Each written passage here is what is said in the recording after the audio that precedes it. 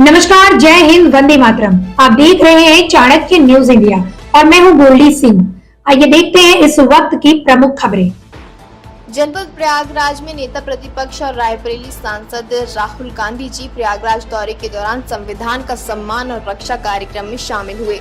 इस दौरान उन्होंने सबसे पहले सुल्तानपुर के मोची राम चेत की कहानी सुनाई, जिसे उन्होंने मुलाकात की थी। इस दौरान उन्होंने एक बार फिर जाति जनगणना की बात दोहराई। उन्होंने कहा कि जाति जनगणना से सिर्फ आबादी का पता चलेगा और हमें जानना चाहते हैं कि किस चीज में किन किन लोगों की कितनी भागीदारी भी है। आगे उन्होंने कहा कि इसके लिए जाति जनगणना करनी पड़ेगी। 90% लोग सिस्टम का हिस्सा नहीं है, अल्पसंख्यक भी इसी में आते हैं। उनके पास हर तरीके की प्रतिभा मौजूद है, लेकिन फिर भी वह इस सिस्टम से जुड़े नहीं हैं। यही कारण है कि हम जाति जनगणना की मांग कर रहे हैं। बीजेपी कह रही है कि ये जाति जनगणना कराएंगे और इसमें ओबीसी वर्ग को शामिल करेंगे। पहले बात तो यह की जाती है कि जाति जनगणना में ओबीसी का जिक्र करना ही नहीं है।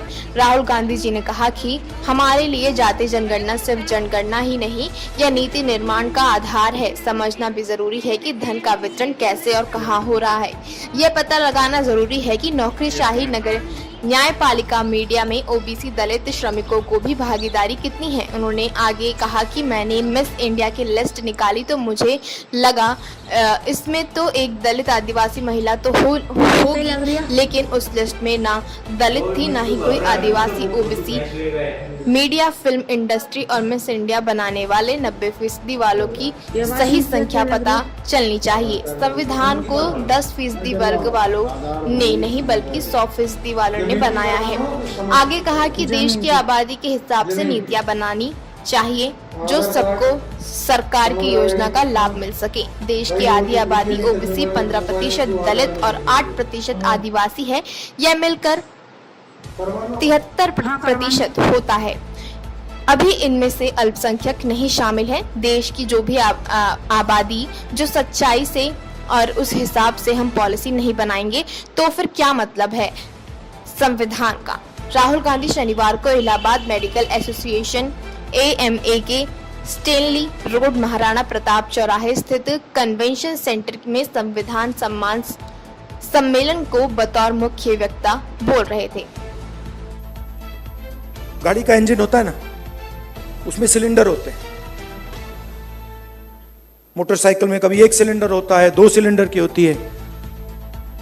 ट्रक 8 सिलेंडर की, 10 सिलेंडर की होती है। हिंदुस्तान में मान लो हिंदुस्तान के इंजन में 10 सिलेंडर है, काम सिर्फ 1 सिलेंडर कर रहा है। मतलब 90% लोग बाहर बैठे हुए हैं और देख रहे हैं, और उनके सिस्टम में कोई भागीदारी नहीं। उनके सिलेंडर में ना पेट्रोल मिलता है, ना मेंटेनेंस होती है, ना कोई चेकिंग होती है।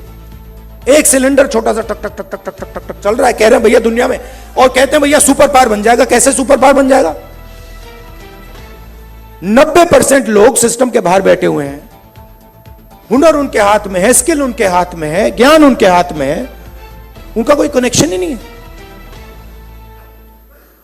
तो इसीलिए हमने जाति जनगणना की बात उठाई। कुछ दिन पहले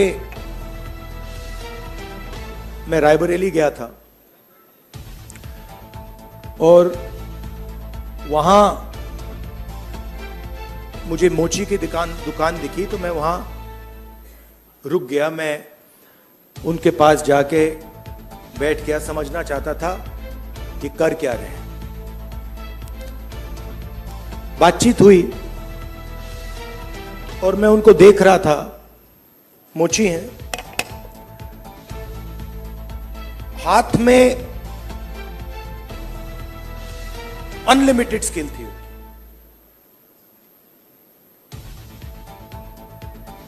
मतलब 30-40 साल का एक्सपीरियंस था। मैंने वो जूता लिया, मैंने बनाने की कोशिश की, वो मतलब सवाल ही नहीं उठता। मतलब मुझे 1-2 साल लग जाएंगे मतलब शुरू करने में। बातचीत हुई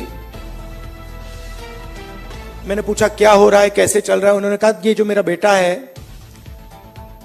ये पहले मेरे साथ काम करता था, अब नहीं करता है, ये भाग गया, चला गया। तो मैंने कहा